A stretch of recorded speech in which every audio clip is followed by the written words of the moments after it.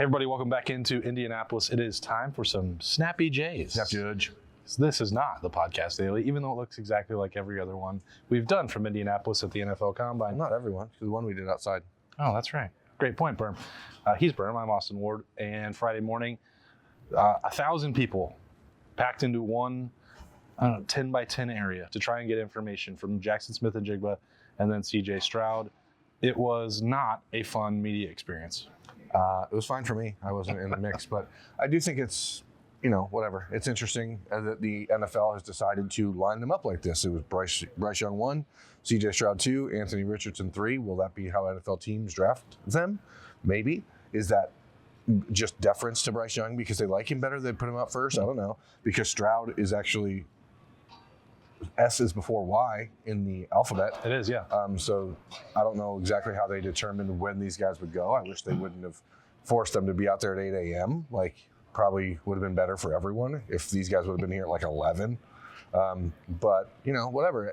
I continue to just be super impressed by everything about CJ Stroud and the growth. And I've talked about this on Snap Judgments and other shows before, but the type of dude he is now versus what he was when we saw him out at Rancho Cucamonga High School in 2019 is so different. And the confidence is there, but it's not like a cockiness. And it's not, it doesn't feel fake to me when you listen to CJ talk. And I think sometimes when you are around these guys a lot of times and you hear a lot of coach speak and platitudes and all this stuff, it doesn't feel genuine. And with CJ, it really does. I really think that he's taken on a much different mindset than any player we've seen become a superstar at Ohio State in the last few years. He's actually become more relatable and more personable as he's grown bigger in stature, which is very, very rare.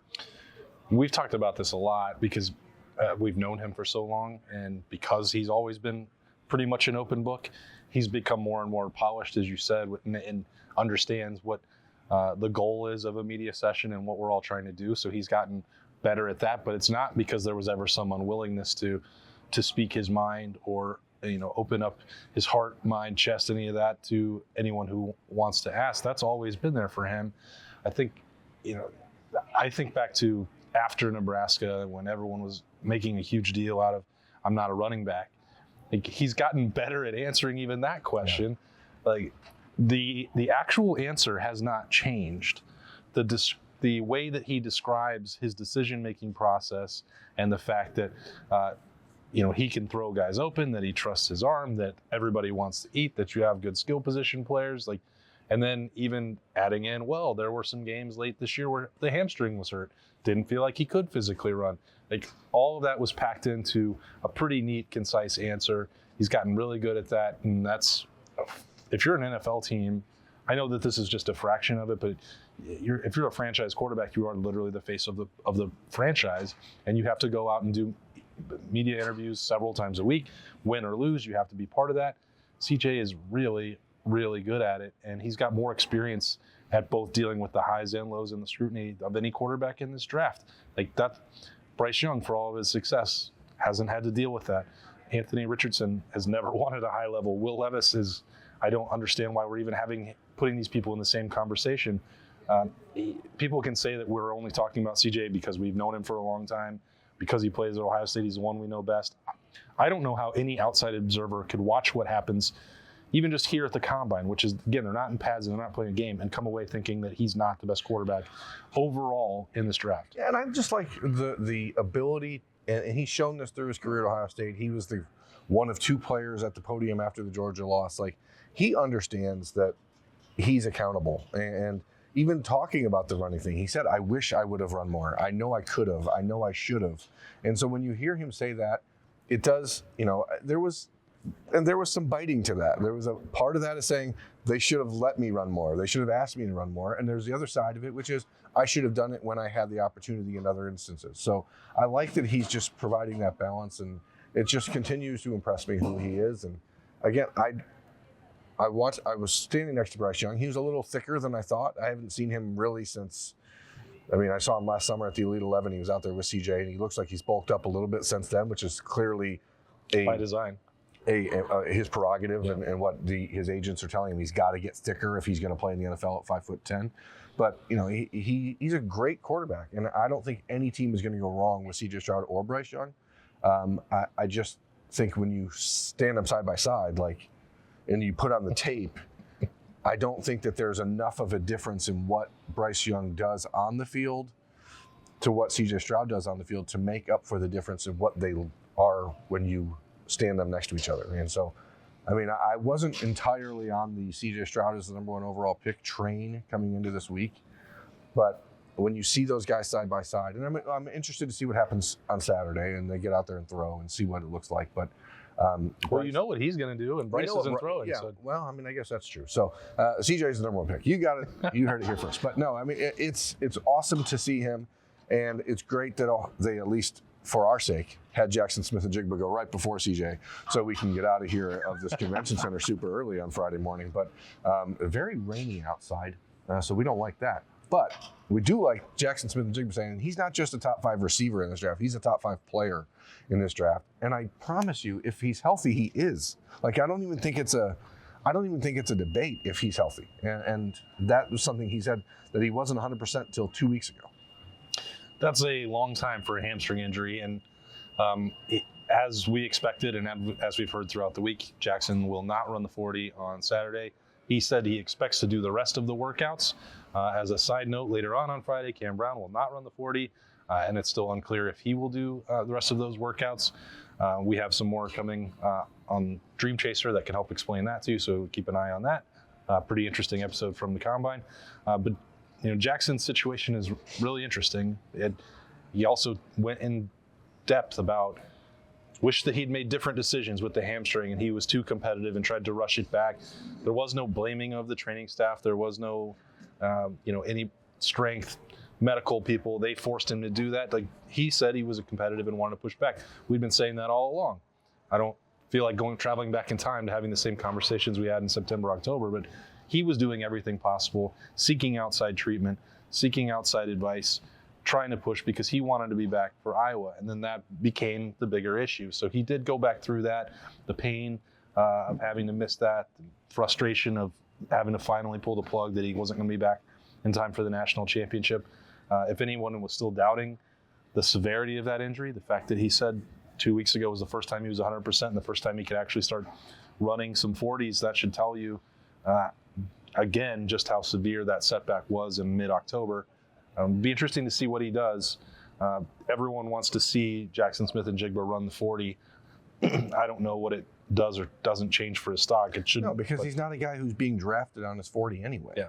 Being drafted on everything else he does. And the fact is with Jaxon, I think what's upsetting probably to him, and I guess by proxy I'll absorb it, is that there were people who were doubting his competitiveness and doubting him as a fighter, he ruined the rest of his junior season because he was fighting so hard to get back. Yeah. If he would have slowed down and said, hey, I'm going to be back for Michigan, then instead of Iowa, which Ohio State would have been fine with, but he wanted to get back out there. And so it's just a very difficult situation. I understand people saying, hey, maybe Ohio State staff should have said, no way, no way. But if you have the best receiver in the country and he says, I'm good to go, then you play him. Yeah. And it's not like you can put a machine up to a hamstring and go, well, this one looks, it's only 88%, Jackson. It's not a cell phone battery. It's not like filling up on the back of his leg. So I don't know how you judge it other than by what he says. And, I'm glad that he answered that question first and foremost, not running the 40, get it out of the way so people know. But I said, that's not what his draft status is going to be based on anyway. Those two guys, because there were a million NFL media members, didn't have to really talk that much about their Ohio State careers. Thank goodness. CJ certainly did, and he always will. There's a lot of platitudes for Brian Hartline, a lot of platitudes from CJ Stroud for Ryan Day in the offense. And I thought it was interesting that CJ made it a point to talk about that the Ohio State offense is more complicated than people think because it has become this knock that I've joked about earlier this week on the live show, they're successful, so now they're too good to play in the NFL.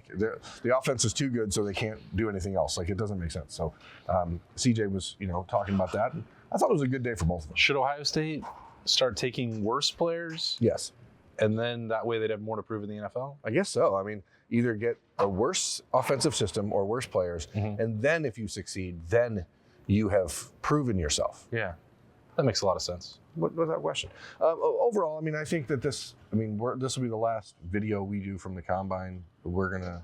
You don't want to talk about the offensive line on Saturday? Not particularly, but I mean, we might. Who knows? We'll see. But overall, I mean, I think if you look at it, Zach Harrison doesn't work out, and we talked about that on this morning's podcast daily. It was a slight hamstring tweak that's kept him out. Cam Brown, same issue, not a hamstring tweak, just trying to make sure that he doesn't do anything that he doesn't need to do. As long as he goes out and runs a 4.3 at Ohio State on March 22nd, it doesn't change anything. Jaxon Smith-Njigba not running, so like the CJ Stroud experience on Saturday is sort of now the only thing to really watch. Yeah, I think it doesn't hurt anything with the stock. That I've come to this conclusion. We talked about it yesterday. Like, I don't know how much it's going to change for guys who have a lot of film, like Zach Harrison. Now, Cam Brown, if you run a 4.2, like he said that was the goal, like you'd get super rich off that. Yeah. That would be a legacy they would show you every year. Like that would be a pretty significant moment. Like doing that at Pro Day is meaningful for the NFL, but it's not going to be something that becomes. But also, he wasn't going to run a 4.2. Yeah. Well, you don't know. I'm pretty confident that he wasn't going to run a 4.2. But I do think he can run a 4.3, and that's still a whole lot of money. But that's not going to change between now and Columbus. Maybe he meant 4.29. Maybe, I guess. I mean, I guess I could buy that, but it's still it's setting a goal that is fairly lofty. I don't know what Cam's fastest time at Ohio State ever was, but he's put on weight since he left school, and I just don't buy it. Yeah. So, I believe it's like 4.32, but we'll ask him that on another episode of Dream Chaser, because we're gonna dive back into that decision for him and the implications that it has. Again, I like that. This has become such a strange event. I'm glad that you got to really experience it. Yeah, I mean, I ultimately I don't think I believe that the NFL Combine should be separated. I think it should be split up into the players that are invited for interviews, and then the players that have to come here to work out and try to get a shot to be drafted. I don't think that all these guys should be in the same spot, because if there's no requirement to work out, then why are you here? Interviews, I get it. It's convenient to bring everyone to one central location. That's cool. Players will still have their individual team meetings and fly around the country over the next month and a half. So I don't understand entirely what the point of this is anymore. Yeah. Cancel the Combine, NFL. Oh, that wasn't what you just said. You wanted to split it. Now you're now one step further? Yeah, I'm canceling this iteration. Needs to be kaput. Okay. Doesn't make sense. Like I said, I'm glad that you got to experience it with me, and all the fun of getting elbowed out of trying to talk to somebody that you've covered for 4 years. It's the way it goes. I guess he belongs. He belongs to them now. To the NFL. We just have to let him go. It's not easy. I got a chance to see CJ. He was finishing up an interview with ESPN, and he came up and said, I'm built for this. I'm ready for this. And then he was talking to ESPN about mac and cheese or something. I don't know. He said he likes to cook soul food. I'm like, you don't cook soul food. But apparently now he does. So he's really grown since he left here. It's fascinating to watch these guys. It is interesting from the recruiting perspective, because you got like Jaxon Smith-Njigba was writing his weekly journal as a senior year of high school for us, talking about his games against, teams in Texas. And now he's being lauded by the NFL. It's a weird world, because I'm like, this dude, I had to edit all this guy's assignments. It's weird. It is the most fun part to see them in reach of their goals after all the hard work that they've put in, because it has been a lot, and they take a lot of bullets because they choose and chose to play at one of the most scrutinized places in all of college football. It's a proving ground. Certainly CJ Stroud has done that. Jaxon Smith-Njigba wanted to do it more. Cam Brown's still looking for an opportunity to do that consistently. Zach Harrison on down the line, but it is. We've known them all since they were just really young kids, and now having to handle grown-up adult responsibilities, and then a lot of checks too. So that's good for them. Do you believe CJ when he said, no, I almost came back to school? No. Like I do believe. I know there was some discussion that was happening as up until his declaration for the NFL. I don't know that I believe that I would describe it as almost chose to. The wording that he used was the first time that I was ever like, I don't believe that. Yeah, I mean, Ohio State and various advertising agencies put money out there that was on the table for him. That did happen. He did think about the fact that he didn't win the game, that he didn't win a national championship. As he mentioned multiple times, he thought he should have won 2 Heismans if he had won the game. I think he's probably correct about that. At least 1, but possibly 2. And, that will sting. So that part did have to sit in the back of his mind. But again, there's a difference between $4 to $6 million and $40 to $60 million. And that ultimately, his decision never changed. We knew what that was going to be before the season even started. I mean, it is interesting that he wants to talk about it. And again, but that speaks to how much these guys do actually, despite choosing Ohio State and all of the rigors that come with it, they do enjoy that experience. And it is hard because once you step out of that, like you turn into this world and you don't get it back. This is a different world, Kids, hold on to your youth, okay? Don't let go. Go to your high school prom. You know what I'm saying? Enjoy it. That's great advice from Berm, as you can only get that here on Snappy Jays, coming to you live from the Indianapolis Convention Center across the street from Lucas Oil Stadium, where some Buckeyes might work out. CJ Stroud will. We'll see what else happens before we head back to Columbus and before we get ready for spring ball on Tuesday. Very much looking forward to that, but it's been great to talk ball all week. The last people left to talk, we'll have DeJuan Jones, Paris Johnson, and Luke Whippler on Saturday morning. We'll have some coverage of that, and then get ready for Tuesday. He's Berm. I'm Austin. These have been some snap judgments on the podcast. We will see you later.